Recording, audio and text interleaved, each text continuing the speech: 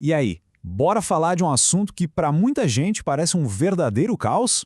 Hoje, a gente vai mergulhar nesse universo das linguagens de programação para tentar encontrar um pouco de ordem e sentido nisso tudo. Bom, vamos começar com um número que já assusta um pouco. Existem mais de 700 linguagens de programação por aí. É isso mesmo, mais de 700. É linguagem que não acaba mais e é justamente por isso que a gente precisa de algum tipo de mapa para se localizar. E olhando para uma imagem como essa, dá para sentir o peso, né? É um mar de opções, de nomes, de siglas. E aí surge a grande questão. Por que alguém se daria ao trabalho de classificar tudo isso? Qual é o sentido de tentar botar ordem nesse caos? Essa pergunta de US$ 1.000.000. Mas a boa notícia é que existe sim um caminho para atravessar essa complexidade toda. Vamos descobrir juntos como a gente pode transformar essa confusão em clareza. A nossa primeira parada é entender a motivação. Por que os especialistas se preocupam em organizar esse universo? E pode acreditar, não é só por mania de arrumação, não. E essa metáfora do maestro é simplesmente perfeita.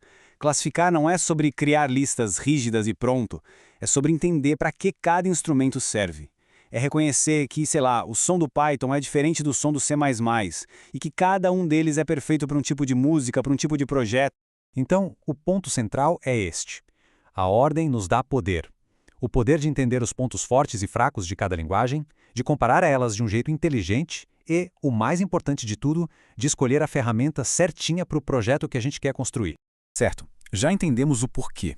Agora vamos para o como. Como é que a gente pega essas centenas de linguagens e coloca em grupos que fazem algum sentido? A resposta está nos critérios que a gente usa para fazer essa separação. A gente poderia começar com os critérios bem pessoais, né? Tipo, eu gosto mais dessa, ou dessa aqui eu nunca ouvi falar. Mas vamos combinar, isso não levaria a gente a lugar nenhum. Para uma organização de verdade, a gente precisa de critérios objetivos, técnicos. Coisas como o nível de uma linguagem ou o jeito que ela lida com os dados. E um dos critérios mais fundamentais é o nível de abstração. Pensa nisso como se fosse uma escada. Lá embaixo, no baixo nível, as linguagens falam quase que diretamente com o hardware, como a linguagem assembly.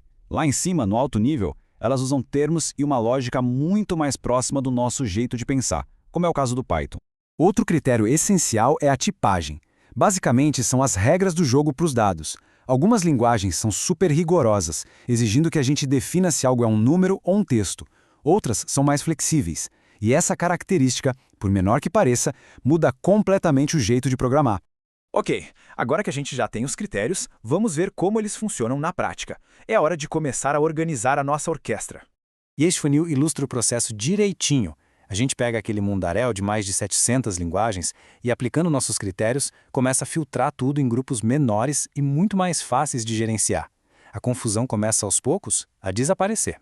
E aqui está um exemplo prático. A gente pode agrupar pela origem. Existem linguagens que nasceram no ambiente acadêmico, muitas vezes focadas em explorar conceitos novos. Outras foram criadas por grandes empresas para resolver problemas de mercado. E, claro, as de código aberto, que são construídas e mantidas pela comunidade. Só a origem já nos dá uma boa pista sobre os pontos fortes de cada uma. Mas, se a gente quiser uma visão ainda mais profissional, podemos recorrer a quem realmente entende do assunto, como a ACM. Eles estudam em computação há décadas e criaram sistemas de classificação muito, mas muito detalhados. E o sistema deles mostra a profundidade que essa classificação pode ter. Em vez de só alto ou baixo nível, eles criam categorias para necessidades muito específicas. Por exemplo, existem linguagens otimizadas para computação paralela, que é quando um programa precisa fazer várias coisas ao mesmo tempo. Ou linguagens para aplicações especializadas, como análise de dados. Isso mostra que, para os profissionais, a classificação vai bem além do básico. Agora chegamos na parte mais importante. Com toda essa organização, como é que isso nos ajuda a fazer escolhas de verdade no dia a dia? Aqui está o grande pulo do gato. Talvez a melhor forma de pensar nisso tudo não seja como caixas e etiquetas, mas sim como um cardápio de restaurante. Exatamente. No final das contas, o mais útil é entender o sabor de cada linguagem. Qual é a especialidade dela? É rápida? É segura? É fácil de aprender? São essas características individuais que realmente importam. Portanto, a classificação nos leva a focar no que é crucial. Qual o nível de abstração? Como é a tipagem? É uma linguagem de código aberto ou proprietária? É mais segura? A resposta a essas perguntas é o que vai guiar a escolha da ferramenta perfeita para cada desafio. E assim, a jornada pela classificação nos traz de volta ao começo, mas com uma nova perspectiva. A pergunta deixa de ser qual a melhor linguagem para se tornar qual a melhor linguagem para aquilo que a gente quer construir. A ordem nos deu clareza, e agora o poder de criar está em nossas mãos.